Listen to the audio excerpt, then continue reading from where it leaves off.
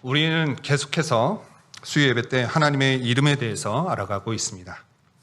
이번 시간에는 여호와 라파, 치료하시는 하나님, 그 하나님의 이름에 대해서 알아가고자 합니다. 저는 오늘 말씀을 준비하면서요, 이 말씀을 들으실 성도님들을 생각하니까 조금 부담이 생기고 또 다른 한편으로 기대가 되는 시간이었습니다. 우리 교회 몸이 아프신 분들이 참으로도 많은데요. 특히나 암 치료 받는 분들도 많이 계시고 또 이전부터 몸이 아프셨던 분들도 많고 또 어느 정도 계속해서 기도 가운데 있으신 분들로 많기에 그분들이 작은 기대를 가지고 들으실 것 같아서 조금 부담되는 시간이었습니다. 그러기에 더욱 많이 준비해야 했고 더 많이 묵상해야 했습니다. 누구보다 고침을 받기 원하시는 그분들의 마음 하나님께서 아시기에 그 기도에 응답해 달라고 기도하는 마음으로 준비하는 시간이었습니다. 하나님의 은혜와 평강 그리고 기적의 역사를 믿음으로 받으시고 성취하시는 저와 여러분들이 되기를 소망합니다. 오늘 말씀을 시작하면서요, 저는 먼저 저의 작은 아픔에 대해서 먼저 이야기를 하고자 합니다. 어떤 이가 말하기를요, 마음의 상처가 치유됐다고 말할 수 있는 시기는 그 사건을 이야기할 수 있을 때, 내가 아무렇지 않고 그 사건을 마주할 수 있을 때가 치유됐다라고 말할 수 있다고 하는데, 저에게도 그런 아픔이 있습니다.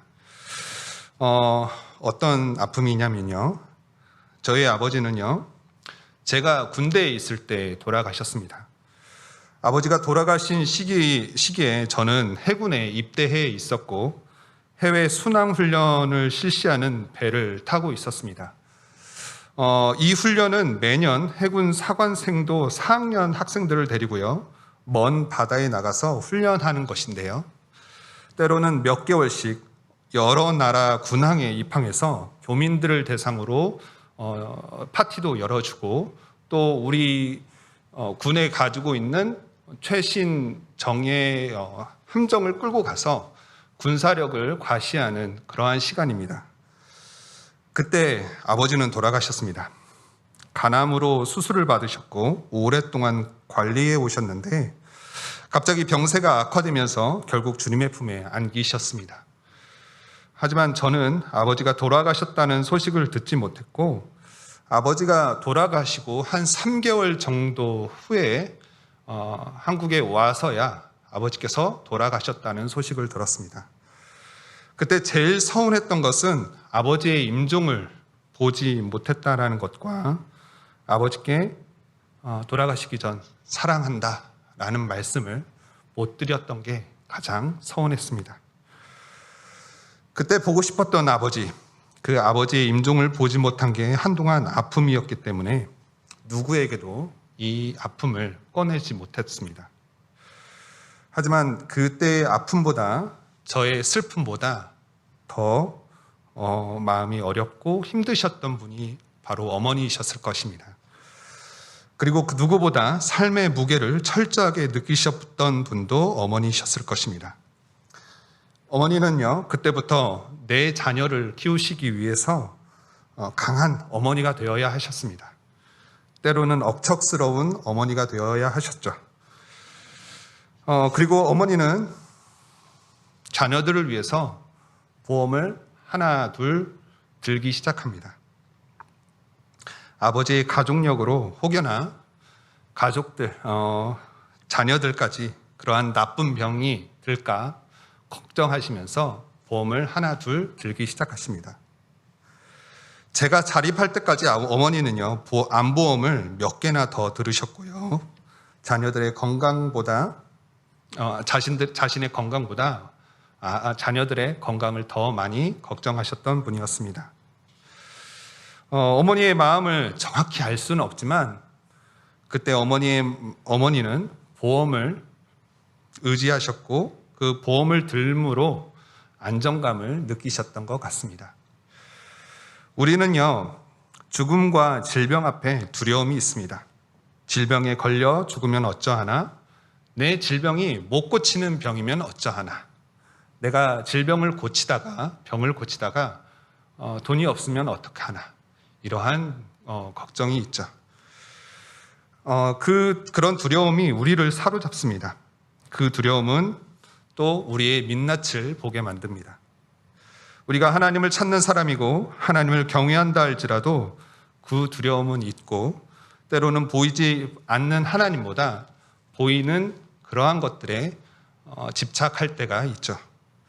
하지만 우리는 신앙인으로서 누구보다 잘 알고 있습니다. 우리의 공고할 때 더욱 찾아야 할 분은 하나님이시고 고통 속에 있을 때 우리를 구원해 주실 분 또한 하나님이시다는 것을 너무나도 잘 알고 있습니다. 질병 또한 그렇습니다.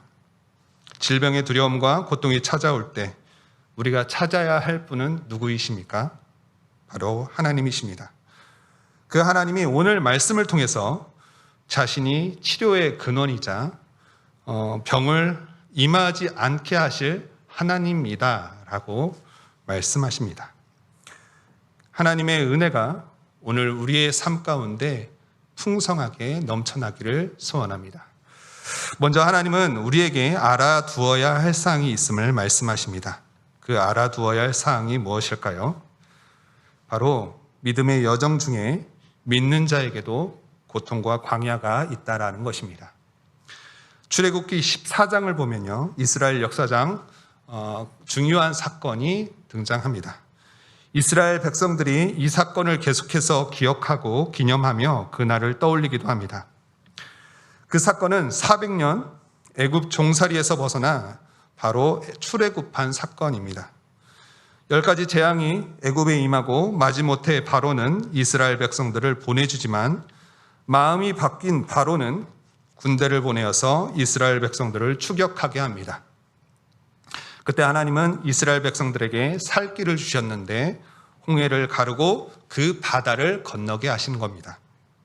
하나님은 이스라엘 백성들에게 바로 왕의 압제에서 해방되는 경험을 주셨고요. 이제 하나님이 약속하신 적과 꿀이 흐르는 가나안 땅으로 출발하기만 하면 됩니다. 홍해를 건넌 후 그들은 하나님을 경외하며 축제를 벌입니다. 하나님은 그런 백성들을 낮에는 구름 기둥과 밤에는 불 기둥으로 그들을 보호하시면서 인도하시죠. 이스라엘 백성들은 하나님의 임재와 보호하심을 경험하게 됩니다. 그들은 이제 새로운 인생이 시작된 것입니다. 이스라엘 백성들이 경험한 출애굽한 사건, 특별히 홍해를 건너므로 완벽히 바로의 압제에서 분리되었다는 사건, 해방된 사건은 우리의 구원 사건과 같다고 할 수 있을 것입니다. 이 사건을 통해서 그들은 살아계신 하나님, 역사하시는 하나님을 경험하게 되었습니다. 우리는 회심 사건을 통해서 살아계신 하나님을 입으로 시인하며 구원하시는 하나님을 믿음으로 받습니다. 그런 우리에게는 하나님의 자녀가 되는 큰 기쁨이 있죠. 하나님의 자녀가 된 우리에게 약속의 말씀을 주셨는데 그 많은 약속의 말씀 중에 이사야 41장 10절에서는 이렇게 말씀하셨습니다. 두려워 말라, 내가 너와 함께 함이라. 놀라지 말라, 나는 내 하나님이 됨이니라. 내가 너를 굳세게 하리라. 참으로 너를 도와주리라. 참으로 나의 의로운 오른손으로 너를 붙들리라. 회심한 사건을 지나 하나님의 자녀가 되었다는 것은 새로운 삶의 시작입니다. 이제 하나님의 보호하심과 하나님의 역사하심을 우리의 삶 가운데서 볼 수 있다라는 것이죠. 그렇게 애굽에서 나온 이스라엘 백성들은 한동안 구원의 감동과 감격에 젖어 있었습니다. 그렇게 가나안 땅을 향해서 가고 있었습니다. 단 사흘뿐만 그러한 감동에 있었습니다. 홍해를 건너고 사흘 길을 걸었지만 그들의 눈앞에 보이는 것은 모래 바람만 불던 사막이었습니다. 그들이 건너면 젖과 꿀이 흐르는 땅, 아니 하다못해 초원이라도 있을 줄 알았건만 그들의 눈앞에 펼쳐진 것은 물도 구할 수 없었던 사막이었습니다. 그들은 사흘길 동안 목마름에 지쳐 있었고 그로 인해서 불평과 불만이 가득했습니다. 그나마 사흘길 만에 도착한 그곳에서 물을 구할 수 있었는데 그 물은 먹을 수 없을 정도로 쓴 물이었습니다. 그들은 그곳에서 마른 목을 축이기 위해서 물을 먹었지만 여기저기서 복통을 호소하며 사람들이 쓰러져 눕기 시작한 것입니다. 그러자 그들의 원망과 불평은 더욱 크게 터져 나옵니다. 하나님은 이스라엘 백성들에게 특별한 은혜를 베푸심으로 애굽 땅에서 나올 수 있도록 하셨습니다. 그들이 무턱대고 나온 것도 아니었습니다. 민족의 위대한 지도자 모세를 통해서 그들을 인도하셨고 그들에게 말씀하셨습니다. 또 약속하심으로 그들을 애굽 땅에서 인도해 내셨습니다. 그럼에도 그들의 앞에 놓인 환경은 물조차도 구할 수 없었던 사막이 앞에 놓인 것이었습니다. 우리의 인생이 이럴 수 있을 것입니다. 믿음으로 나선 길이고 신앙으로 잘 성장하고 있음에도 우리 앞에는 어려움과 고통이 있을 수 있다는 것입니다. 다시 말해서 믿는 자에게도 고통과 고난은 찾아옵니다. 하지만 하나님은 믿는 자들, 특별히 자신의 백성이 된 자녀들을 그냥 내버려 두는 분이 아니십니다. 오늘 말씀의 주제이기도 한 치료자의 하나님은 바로 이때 우리에게 주시는 하나님의 놀라운 섭리를 말합니다. 마라라 일컫는 그곳에서 나오는 쓴물로 불평과 불만을 하고 있던 이스라엘 백성들을 향해서 하나님은 그들을 위한 특별한 은혜를 베풀어 주십니다. 그 말씀이 오늘 본문 26절의 말씀입니다. 26절에서 이렇게 말씀하십니다. 이르시되 너희가 너희 하나님 나 여호와의 말을 들어 순종하고 내가 보기에 의를 행하며 내 계명에 귀를 기울이며 내 모든 규례를 지키면 내가 애굽 사람에게 내린 모든 질병 중 하나도 너희에게 내리지 아니하리니 나는 너희를 치료하시는 여호와임이니라. 하나님은 쓴물을 먹고 복통을 겪고 있는 그들에게, 아니 믿음으로 나선 여정 중에 고통과 고난 속에 있는 그들에게, 하나님을 원망하는 그들에게 말씀하십니다. 내가 너희를 치료하는 하나님이다. 내가 너희의 여호와다. 내가 너희를 두렵게 하는 질병을 막아줄 것이다. 그때 하나님이 이스라엘에게 계시한 자신의 이름이 여호와 라파, 치료하시는 하나님이라는 의미입니다. 이스라엘 사람들은 복통 중에, 아니 두려움과 원망 중에 치료자 하나님을 만난 것입니다. 오늘 우리에게도 이 같은 은혜가 있길 소망합니다. 믿음의 여정 중, 질병의 두려움과 고통 중에 때로는 원망하고 있는 우리에게 찾아오셔서 하나님이 특별한 은혜를 베풀어 주심으로 우리에게 믿음을 더하시고 소망을 더해 주시리라 믿습니다.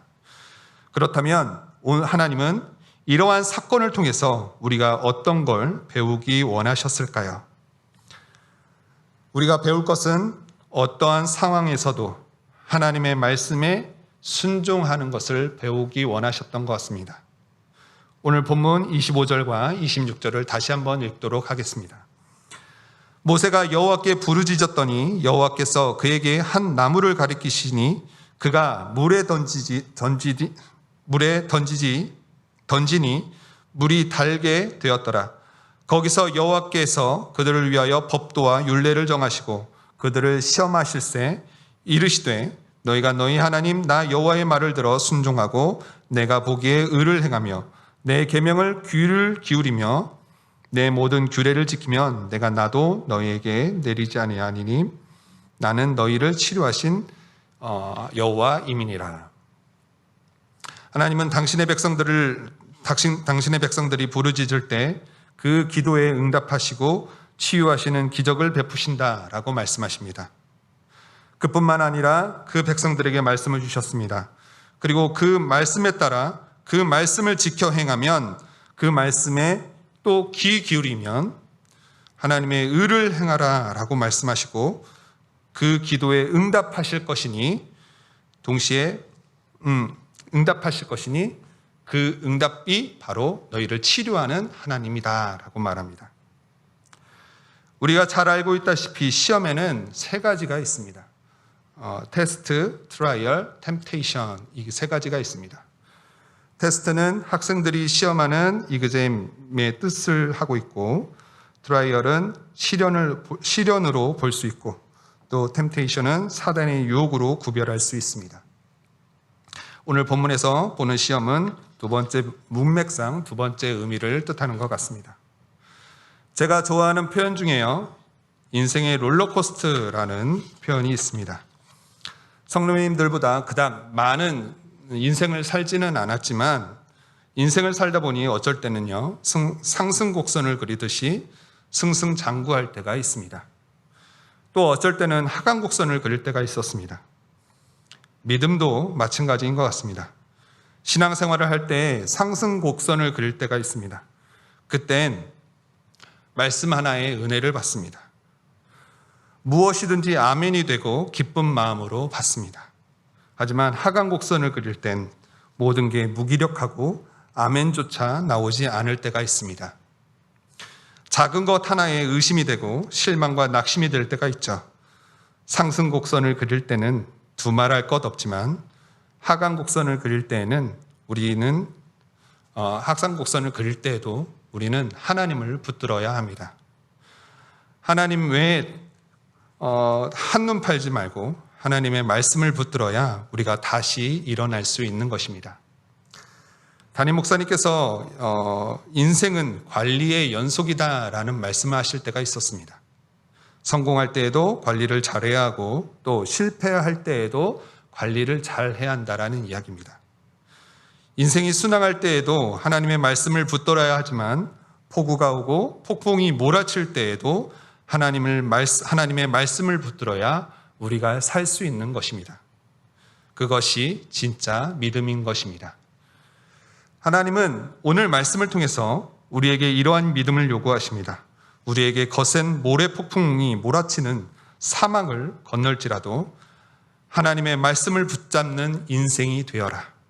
그렇게 한다면 너희가 어려움 당해도 나 여호와가 너희에게 다가가 치유의 은혜를 베풀어 주리라 라고 말씀하십니다. 그렇다면 하나님은 어떠한 치유의 은혜를 우리에게 주시는 걸까요? 이것은요, 조금 바보 같은 질문이기도 합니다. 멍청한 질문 같기도 해요. 왜냐하면요, 하나님은 전능하신 분이시기 때문에 못하실 게 없는 분이시죠. 어떤 치유를 하시다니요? 좀 바보 같은 질문 같습니다. 하나님은 분명 우리의 마음뿐만 아니라 육체도 또 정신적 고통도 고칠 수 있는 그러한 능력을 가지신 분입니다. 그 어떤 질병도 하나님은 못 고치실 게 없는 것이죠. 그럼에도 오늘 본문에 의해서 하나님이 우리에게 행하실 치유는 어떠한 것들이 있는지 한번 알아보도록 하겠습니다. 첫 번째로요, 하나님은 질병에 걸리지 않도록 해주신다라고 말합니다. 오늘 본문 26절의 말씀 다시 한번 읽도록 하겠습니다. 이르시되 너희가 너희 하나님 나 여호와의 말을 들어 순종하고 내가 보기에 의를 행하며 내 계명에 귀를 기울이며 내 모든 규례를 지키면 내가 애굽 사람에게 내린 모든 질병 중 하나도 너희에게 내리지 아니하리니 나는 너희를 치료하는 여호와임이니라. 하나님은 모세를 사용하셔서 이스라엘 백성들을 애굽에서 인도하셨습니다. 그때 애굽의 바로 왕은 모세의 말을 듣지 아니하고 10가지 재앙을 겪은 후에야 마음을 돌이켜서 이스라엘 백성들을 내보내게 됩니다. 여러분들도 잘 알고 있다시피요, 10가지 재앙이 무엇이었습니까? 피, 개구리, 이, 파리, 악질 독종, 우박, 메뚜기, 흑암, 장자의 죽음, 10가지였습니다. 어떤 학자들은 10가지 재앙을 이집트에 내린 자연재해라고 말하는 사람이 있습니다. 그들은 강물이 피로 물든 사건은 적조 현상과 같고, 또 어떤 이들은 박테리아로 인한 독성 때문에 강물이 피와 같이 변한 것인데, 물고기가 죽게 되고 개구리는 깨끗한 물을 찾아서 땅으로 나오게 된 것이라고 말합니다. 또 어떤 학자들은요, 10가지 재앙을 이집트의 신들을 심판한 내용이라고 말합니다. 이집트 신화에 따르면 고대 이집트 신들은 태양신 라를 비롯하여 슈, 게부, 누트 등 많은 신들을 숭배했는데 그 신들은 개구리, 소, 매, 이러한 형상을 가지고 있었다는 것이죠. 그러한 형상으로 묘사되었기 때문에 10가지 재앙은 그 신들을 심판한 내용이라고 말하는 겁니다. 이집트에 내린 10가지 재앙이 어떤 것을 뜻하는지는 잘 모르겠습니다. 하지만 성경에서 말하는 10이라는 숫자를 통해서 10가지 재앙을 보자면 이러한 뜻 같습니다. 성경에서 10이 뜻하는 의미는 충만한, 완벽함, 그리고 전체의 완성을 의미합니다. 그러므로 돌판에 쓰인 10계명은 하나님의 백성으로 온전한 삶을 살 수 있는 10계명인 거고요. 소돔성을 위한 아브라함의 기도, 아브라함의 기도는 10명에서 멈추게 되는 겁니다. 이집트에 내린 10가지 재앙 역시 하나님이 내린 심판은 완벽하였다라고 해석할 수 있는 것입니다. 하나님은 26절에서 말씀하시길 이집트에 내린 하나님의 심판, 즉 재앙은 완벽했는데 그러한 재앙 중 하나라도, 아니 어떠한 질병이라도 너희에게 임하지 않게 하시겠다라는 말씀입니다. 이 말을 다시 하면요, 하나님께서 질병을 예방하시겠다라는 말씀입니다. 그러기에 시편의 기자는 이렇게 말씀합니다. 시편의 91편 1절과 2절 말씀입니다. 지존자의 은밀한 곳에 거주하며 전능자의 그늘 아래 사는 자여, 나는 여호와를 향하여 말하기를 그는 나의 피난처요 나의 요새요 내가 의뢰하는 하나님이라 하니라. 우리를 보호하시는 하나님은 우리의 든든한 피난처가 되시고 우리의 요새가 되시는 하나님이십니다. 그 하나님의 보호 아래에서 평안을 얻는 저와 여러분들이 되기를 소망합니다. 두 번째로요, 하나님은 자신을 치료하는 하나님이라 여호와라라고 말씀하십니다. 여러분들은 복이 하나님께로부터 나오는 것을 믿습니까? 또한 하나님이 지혜의 근본이시다라는 것을 믿습니까? 그렇다면 우리 하나님이 치료하시는 하나님이시다는 것도 믿을 것입니다. 창세기 12장을 보면요, 하나님께서 아브라함에게 명령을 하십니다. 본토 친척 아비집을 떠나서 지시할 땅으로 이동하라고 하시는 겁니다. 그러면서 하나님은요, 아브라함에게 2절에서 축복을 하십니다. 2절에서 이렇게 말씀하십니다. 내가 너로 큰 민족을 이루고 내게 복을 주어 내 이름을 창대하게 하리니 너는 복이 될지라. 어쩌면 어떤 분들은 이 구절을요, 개역 한글로 보셨기 때문에 마지막 부분을 이렇게 보셨던 분들도 있을 것입니다. 개역 한글로 보면 이렇게 말합니다. 내가 너로 큰 민족을 이루고 내게 복을 주어 내 이름을 창대케 하리니 너는 복의 근원이 될지라. 개역 한글 성경으로 보면요, 하나님께서 아브라함을 축복하실 때 복의 근원이 되라고 축복하십니다. 하지만 이것은 개정으로 넘어오면서 복이 될지라라고 변경되었죠. 사실 이 부분은요, 복의 근원이 되라라는 말보다 복이 될지라라고 표현을 하는 게 많습니다. 왜냐하면 축복은 하나님께로부터 나오기 때문입니다. 하나님만이 복을 주실 수 있고 하나님만이 복을 누릴 수 있게 하시는 겁니다. 치료의 하나님 역시 그렇습니다. 치유의 역사는 하나님께로부터 나옵니다. 하나님이 우리를 치료하실 수 있고 질병에서 우리를 자유하게 하실 수 있습니다. 그러기에 치유의 근원은 하나님이신 겁니다. 그 치유하시는 하나님, 질병에서 자유하게 하신 하나님을 실제로 만나는 사람들이 있습니다. 신약시대 예수님을 만난 사람들이죠. 성경에서 예수님의 본질에 대해서 빌립보서 2장 6절에서 말씀하시길 그는 근본, 하나님의 본체시나 하나님과 동등됨을 취할 것으로 여기지 아니하시고, 예수님의 근본은 하나님과 같은 분이시지만 아버지 하나님의 말씀에 순종하여 이 땅에 오셨습니다. 이 땅을 점령하러 온 왕의 모습으로 오신 것이 아니라 순종의 왕으로 오셔서 하신 사역들이 있습니다. 예수님께서 하신 사역, 가르치시고 고치시고 전파하시고, 우리는 이것을 예수님의 3대 사역으로 알고 있습니다. 특별히 병고침을 받았던 자 중에 마태복음 8장에 나오는 문둥병 걸렸던 자를 기억하실 것입니다. 문둥병은 지금이나 예나 불치병의 대명사입니다. 예수님께서 자신의 불치병을 낫게 해달라고 요청한 병자는 어떻게 되었습니까? 예수님의 말씀대로 고침을 받았습니다. 또한 거라사 지방에서 만난 군대 귀신 들렸던 자, 그 사람도 어떻게 되었습니까? 지나가다 만난 사람이었지만 귀신이 떠나가는 고침을 받게 되는 것이죠. 예수님이 하신 사역 중에 3분의 2가 병 고치는 사역과 관련이 있습니다. 그러한 사실이 우리에게 큰 위안이 됩니다. 왜냐하면 예수님께 나오는 자마다 평안을 주시고 또 병을 고쳐 주셨듯이 우리가 하나님께 나아가면 하나님 역시 우리를 고치시고 우리에게 평안을 주시기 때문입니다. 그렇게 하나님은 말라기 선지자를 통해서 또 이렇게 말씀하셨습니다.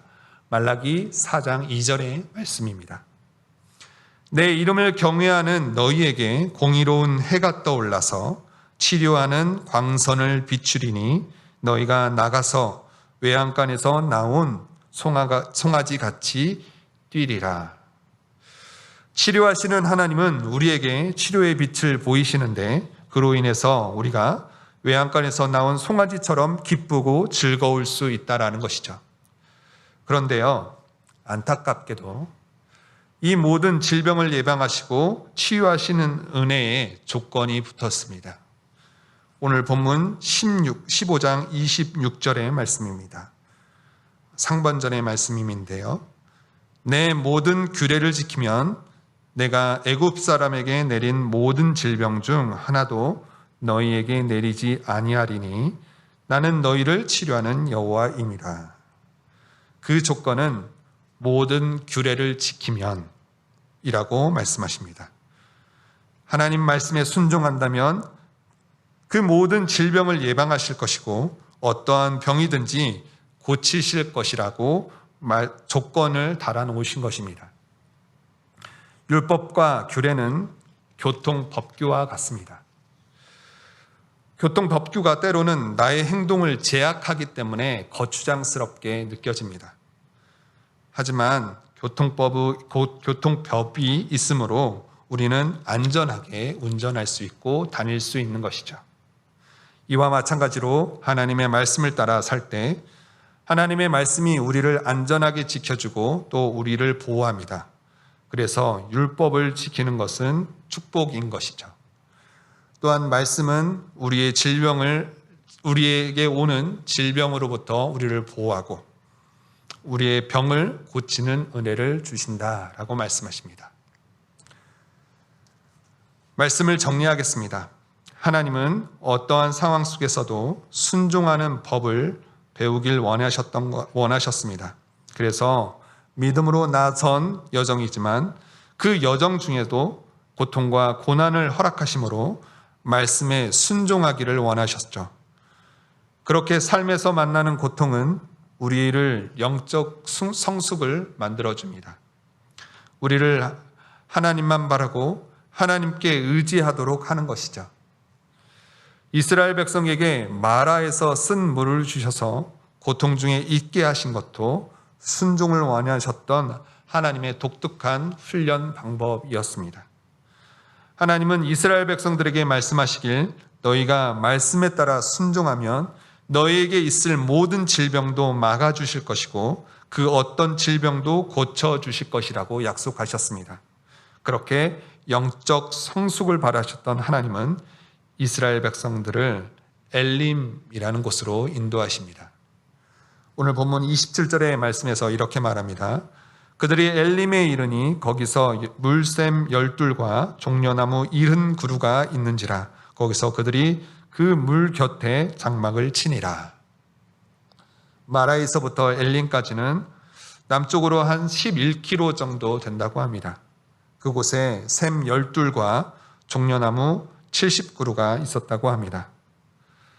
사막에서 이 정도이면 환상의 오아시스일 겁니다. 하나님께서 우리에게 엘림을 준비하고 계십니다. 눈에 보이진 않아도 또 희망이 없어 보여도 하나님은 축복의 오아시스를 준비하시고 또 그곳으로 저희를 인도하고 계십니다. 쓴물이 나는 마라와 같은 그곳에서 아픔을 당하든 어떠한 고난이 있든 부르짖고 기도하고 말씀대로 살아가기를 결단한다면 하나님은 우리에게 이렇게 말씀하실 것입니다. 나는 너의 여호와라. 나는 너희를 치료하는 여호와라. 나는 너희의 여호와 라파이니라. 기도하겠습니다. 사랑이 많으신 하나님, 우리에게 말씀을 주시며 순종하길 원하셨던 하나님, 우리가 말씀대로 살아가기 원합니다. 고난과 고통 중에 또 슬픔과 아픔 중에 낭망하지 아니하고 하나님께 나아가 간구하길 원합니다. 우리를 치료하여 주시옵소서. 또한 우리의 병을 고쳐 주시옵소서. 우리의 아픔을 고쳐 주시옵소서. 여호와 라파, 여호와의 이름을 계시해 주심을 감사합니다. 그 하나님께 우리가 간구하고 또 순종하여서 치유의 역사, 치유의 축복을 받는 주의 백성이 되도록 주님 인도하여 주시옵소서. 이 모든 말씀 예수님의 이름으로 기도드렸습니다. 아멘.